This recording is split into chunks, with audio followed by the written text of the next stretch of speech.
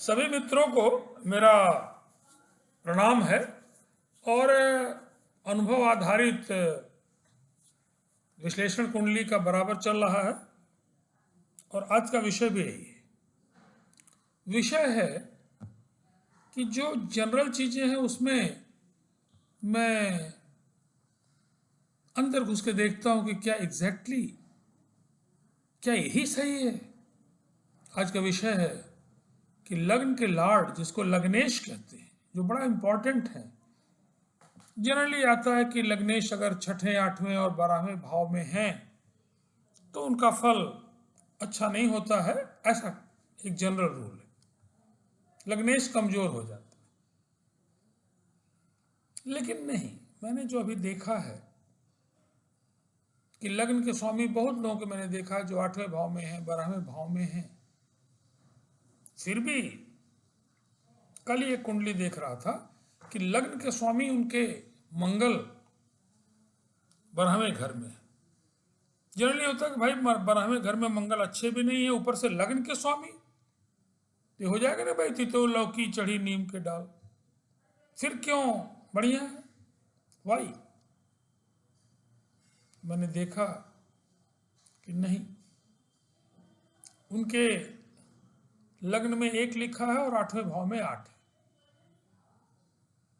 तो 8वें भाव में जो 8 लिखा है, वृश्चिक राशि है, उनके लॉर्ड भी कौन है? मंगल है। और वो कहाँ बैठे हुए हैं? 12वें हाउस में। तो ये भी है कि भाई 8वें हाउस का लॉर्ड जहाँ बैठेगा वहाँ कमजोर करेगा, लेकिन नहीं, ये कोई एग्जैक्ट रूल नहीं है। एक्सेप्शंस को आपको खोजना है। मैं रिसर्चर रहा हूँ, लीक से हटके खोजने की मेरी आदत है। कोई पब्लिकेशन हुआ है, कोई लीक पे चल रही चीज़ें रिसर्च में, तो मैंने ज़रूर, कोई रिजल्ट अगर नेगेटिव आया है या कुछ रूटीन से हट के आया है, that is very interesting for me. और ऐसे में मैं ज़रूर आईटी कानपुर में देखा हूँ प्रोफेसर वीके सिंह साहब भटनागर अवार्डी, जिनके साथ मैं रहा हूँ। उनकी बहुत बड़ी खासियत थी कि निगेटिव रिजल्ट्स उनके जीवन के सबसे इम्पॉर्टेंट होते थे। लीक से हट के जो भी रिजल्ट आएगा वो उसके लिए काफ़ी मेहनत करते थे और काफ़ी राइज किया उन्होंने, कोई तुलना नहीं है। तो मैं भी जब देख रहा था कि भाई इस आदमी में इतनी प्रॉस्पेरिटी, इतना टैलेंट, इतनी सारी चीज़ें हैं, जबकि लग्न के स्वामी ही खराब जगह है, फिर क्यों ऐसा है? तो वही कि लग्न के स्वामी मंगल हैं, उत्साह देते हैं, उत्साहित है ही है, वो महा ऊर्जा के स्रोत हैं। फिर 12वें हाउस में होने के बाद लगातार बीमार या कोई इस तरह की प्रॉब्लम में मैं उनको, उनके उत्साह में कमी या उनको रुग्णता इस तरह का मैंने देखा नहीं। उसका कारण यही है कि जब 8वें भाव का लॉर्ड 12वें भाव में पहुंच जाएगा तो इसे एक विपरीत राजयोग बोलते हैं, सरल विपरीत राजयोग। तो यही है कि अगर आपके लग्न के स्वामी 12वें हाउस में हैं या 8वें हाउस में हैं या छठे हाउस में हैं, लेकिन आपको बाकी फैक्टर्स को भी देखना होगा कि जिस हाउस में वो पहुंचे हैं किस राशि के हैं, उनको कौन से पावरफुल ग्रह देख रहे हैं, या नौमांस में उनकी स्थिति क्या है, नौमांस में कहाँ जाके बैठ गए और जहाँ बैठ गए हैं उनके लॉर्ड की स्थिति क्या है। इतने विश्लेषण के बाद आप ये निष्कर्ष पर निकलेंगे कि लग्नेश कमजोर हैं, अदरवाइज नहीं। अब जैसे लग्नेश, मान लीजिए किसी के लग्नेश शुक्र हैं और 8वें हाउस में हैं और ऊपर से उच्च के हैं, तो क्या आप लग्नेश को आप कमजोर कहेंगे? बुध हैं, अच्छी डिग्री के हैं, अच्छी राशि के 8वें भाव में, क्या उन्हें आप कमजोर कहेंगे? छठे घर में भी अगर लग्नेश मंगल आके बैठ गए हैं तो आपको पता है कि छठे घर में मंगल कुलदीपक कहलाते हैं, वो भी मान लीजिए उच्च के बैठ गए हैं, तो आप क्या कहेंगे कि लग्नेश कमजोर हैं? फिर लग्नेश जहाँ बैठे हैं वहाँ पे कई ग्रहों की दृष्टियाँ आने लग जाएं जो बड़े पावरफुल लोग हैं, जो उनके मित्र हैं, पावरफुल हैं, फेवरेबल हैं, तो क्या लग्नेश को आप कमजोर कहेंगे? नहीं कहेंगे। तो याद रखिए कि मोटे मोटे जो सूत्र हैं उनको तो आप देखिए, लेकिन आप माइक्रो एनालिसिस में अंदर घुस के देखिए जो बाकी फैक्टर्स हैं वो क्या कह रहे हैं। और एक नहीं, एक से अधिक जितने भी फैक्टर आप खोज सकते हैं उन सब को आप देखिए और तब किसी निष्कर्ष पे निकल के रेमेडी की बात करिए। नो डाउट रेमेडी की बात किसी और कुंडली से हम नहीं करते हैं, अमूमन लग्न कुंडली से ही करते हैं, चलित से भी नहीं करते। तो मेरा यही आज से सुझाव है आप लोगों के लिए कि लग्नेश, जो कि वेरी इंपॉर्टेंट, हमने पहले बता रखा है कि बड़े बड़े राजयोग भी फलित नहीं होंगे अगर लग्नेश कमजोर होंगे तो। लेकिन क्या लग्नेश वास्तव में कमजोर हैं? और कमजोर अगर हैं तब तो रेमेडी है, चाहिए। जिस लेवल के कमजोर हैं उस लेवल की रेमेडी चाहिए। जैसा बुखार है जिस लेवल का है उस तरह का एंटीबायोटिक या दवाई चाहिए, वो तो अपनी जगह है। लेकिन पहले तो यही निर्धारित हो ना भाई कि लग्नेश आपके कमजोर हैं कि नहीं।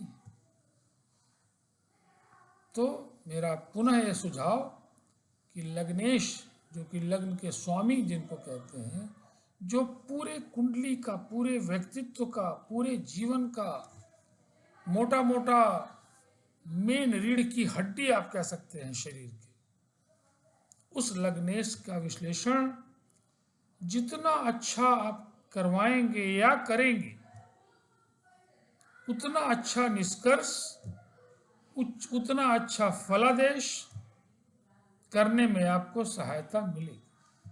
इसमें कहीं दो राय नहीं है।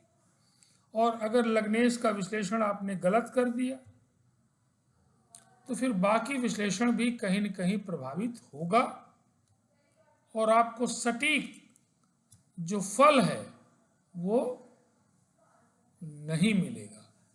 तो एक बार पुनः लग्नेश किसको कहते हैं आप लोग जान जाइए बिगिनर्स के लिए, कि लग्न में सबसे फर्स्ट हाउस जो लग्न है और उसमें अगर कोई भी अंक है उसकी अपनी राशि है, उस राशि के जो स्वामी है वही लग्नेश है। अगर 1 लिखा है फर्स्ट हाउस में तो मेष राशि है, उसके मालिक मंगल है। 2 लिखा है वृष राशि है, उसके मालिक शुक्र हैं। 3 लिखा है बुध है, उसके मालिक मिथुन है। 4 है तो कर्क है। 5 है तो सिंह है, उसके मालिक सूर्य हैं। इसी तरह से 12 राशियों के जो लॉर्ड हैं वो क्या कहलाते हैं?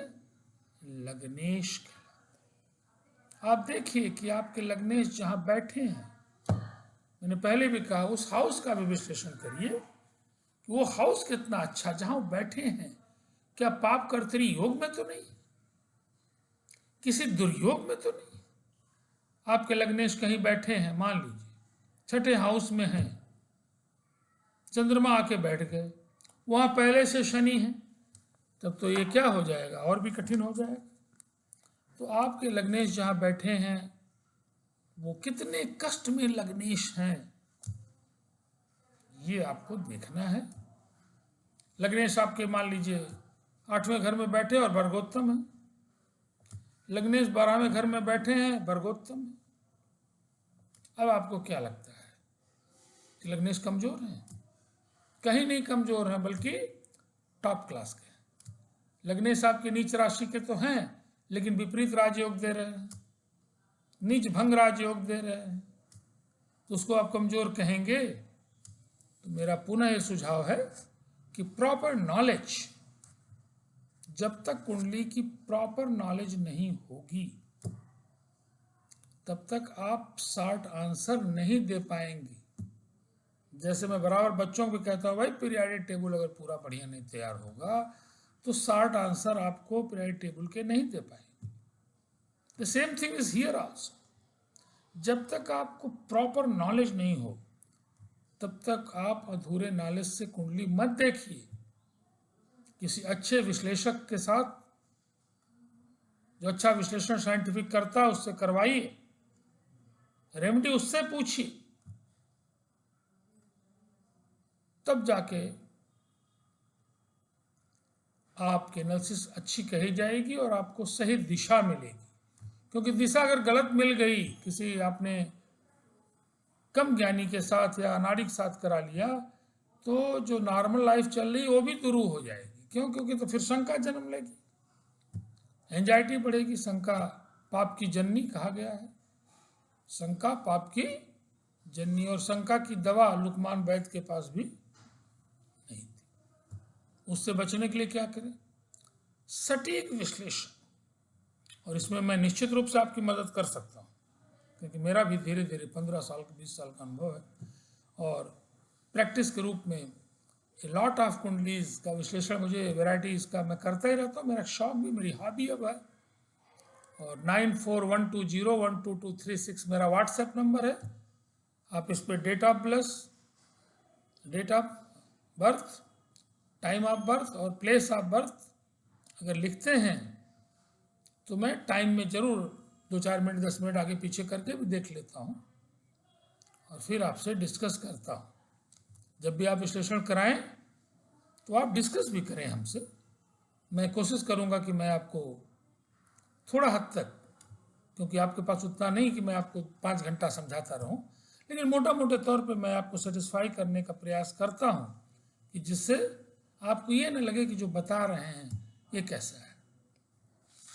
तो ठीक है, पुनः एक बार मेरी वीडियो को आप लोग ज़्यादा से ज़्यादा सब्सक्राइब करेंगे, ऐसी मेरी आशा है। और ये भी एक बहुत बड़ी आपकी गुरु भक्ति, गुरुदक्षिणा है। तो बहुत बहुत सभी को मेरा प्रणाम है, धन्यवाद है। छोटे हैं तो आशीर्वाद है। धन्यवाद।